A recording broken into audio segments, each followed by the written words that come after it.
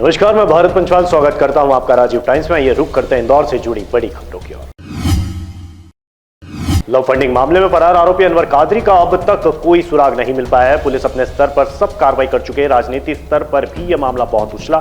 आरोपी पर इनाम भी घोषित, फिर भी आरोपी का पता नहीं चल पाया। पुलिस ने सार्वजनिक स्थानों पर नोटिस भी चस्पा किया। अब मामला कोर्ट में है, जहां से आरोपी को कोर्ट में हाजिर होने का फरमान जारी हुआ है। कोर्ट ने 8 सितंबर तक के आरोपी को मोहलत दी है। सदर बाजार स्थित आरोपी के घर पर भी नोटिस चस्पा किया गया है। वहीं बाड़गांव पुलिस लगातार कादरी और डकैत की तलाश कर रही है।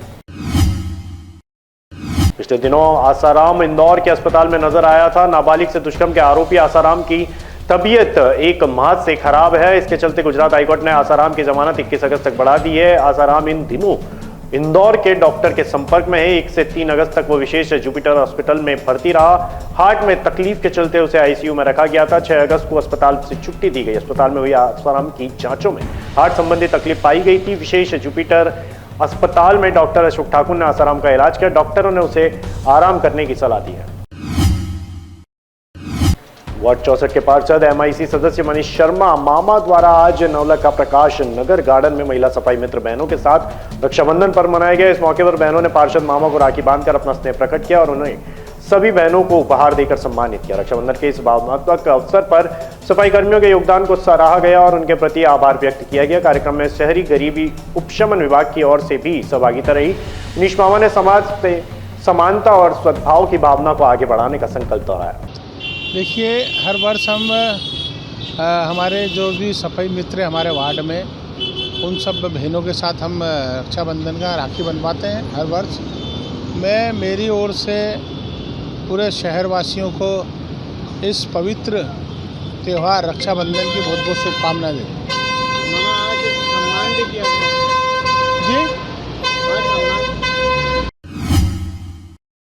इंदौर के यशवंत क्लब का टैक्स विवाद तुल पकड़ता जा रहा है। इसी के बीच नगर निगम की संपत्ति शाखा और रेवेन्यू विभाग की संयुक्त टीम यशवंत क्लब पहुंची और मौके पर नक्शा, सीमांकन और दस्तावेजों की नपटी शुरू की। टीम पर पता लगाने में जुटी है कि वास्तव में कितनी जमीन पर टैक्स बकाया है और क्लब किन शर्तों पर वर्षों से इसका संचालन कर रहा है। वैसे भी यशवंत क्लब पर करोड़ों की संपत्ति कर चोरी के आरोप लगते रहे हैं। महापौर का भी कहना है कितना ही बड़ा क्लब हो, निगम के टैक्स से नहीं बचेगा।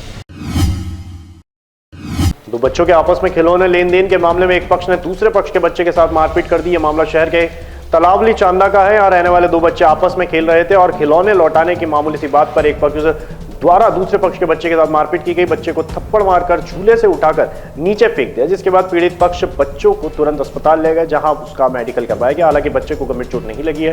इसके बाद कॉलोनी के रहने वाले सुमित राठौर ने लसूड़िया थाने में रिपोर्ट दर्ज करते हुए पुलिस को बताया कि मेरे बच्चे के साथ कॉलोनी के रहने वाले रामराज रघुवंशी द्वारा बड़ी बेरहमी के साथ मारपीट की गई।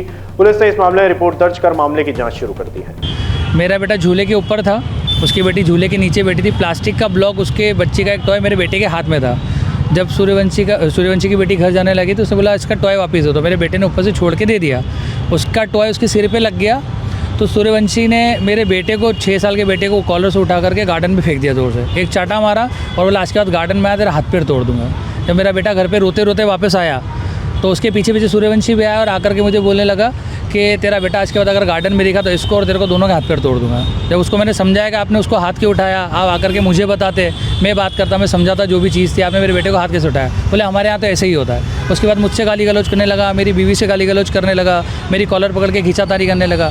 तो मेरे घर के गेट का ये सारा मामला है। मेरे घर में एक डॉगी है तो उसकी वजह से हम गेट पर एक डंडा रखते हैं, ठीक है। उस डंडे फिर अब बच्चे के वक्त उसने चाटा मारा मेरी जानकारी के बिना। उसके बाद में उठा करके उसको फेंक दिया और जब मैं उसको समझा रहा हूँ कि मुझसे आके बात करनी थी तब मुझे बोलता हम तो ऐसे ही करते हैं। मुझसे गाली गलौज।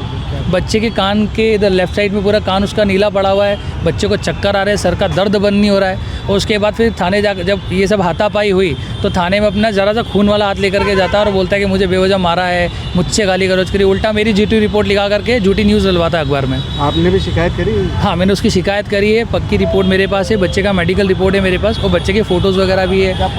संबंध है सामने वाले का, क्या पॉलिटिक्स? हाँ, जब हम थाने पे गए थे तो उस टाइम हमारी पहले रिपोर्ट नहीं लिखी जा रही थी, ठीक है। काफ़ी समझाने के बाद फिर जब उनको बताया कि इस तरह का मामला है तो आज हमारी रिपोर्ट वगैरह भी दर्ज हो गई है और पक्की रिपोर्ट भी है, मेडिकल भी है। बच्चे की स्थिति भी अभी आप मेडिकल में देख सकते हो।